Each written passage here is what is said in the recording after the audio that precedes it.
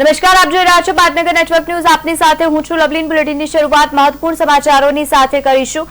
છોટાઉદેપુર નગરપાલિકા ચૂંટણી પરિણામને લઈને વિવાદ સર્જાયો છે। વોર્ડ નંબર 4 માં 2 ઉમેદવારોએ પરિણામને પડકારતી પિટિશન કરી છે।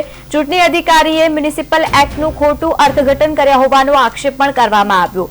એસટી બેઠકના ઉમેદવારના સ્ત્રી બેઠક પર વિજેતા જાહેર કરતા હવે વિવાદ સર્જાયો છે।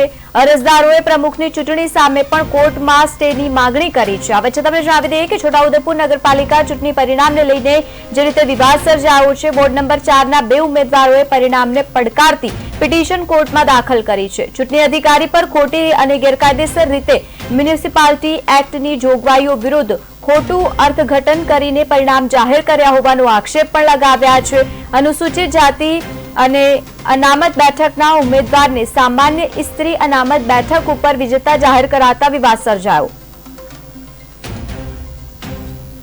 ચૂંટણી અધિકારી દ્વારા ખોટી અને ગેરકાયદેસર રીતે મ્યુનિસિપાલિટી એક્ટની જોગવાઈઓ વિરુદ્ધ અર્થઘટન ખોટું કરીને જે પરિણામ જાહેર કરે છે તેની વિરુદ્ધમાં અમે છોટાઉદેપુરના પ્રિન્સિપાલ ડિસ્ટ્રિક્ટ એન્ડ સેશન જજ સાહેબની કોર્ટમાં ઇલેક્શન પિટિશન દાખલ કરેલી છે। કાલે આજરોજ દાખલ કર્યા બાદ તાત્કાલિક નોટિસ કાઢી એમને બજવણી થઈ છે સામા પક્ષે, અને સામા પક્ષ આજે હાજર થઈ અને મુદતની માંગણી કરતા સોમવારની નામદાર કોર્ટે મુદત આપી છે અને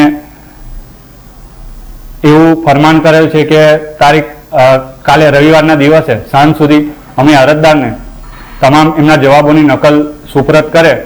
હવે જોવાનું એ રહ્યું કે સામા પક્ષે કેટલો સહકાર આપવામાં આવે છે કે કાયદાની આંટીઘૂંટી કરી અને પ્રમુખની ચૂંટણી સુધી આ પિટિશનને ઠાલવવામાં આવે છે।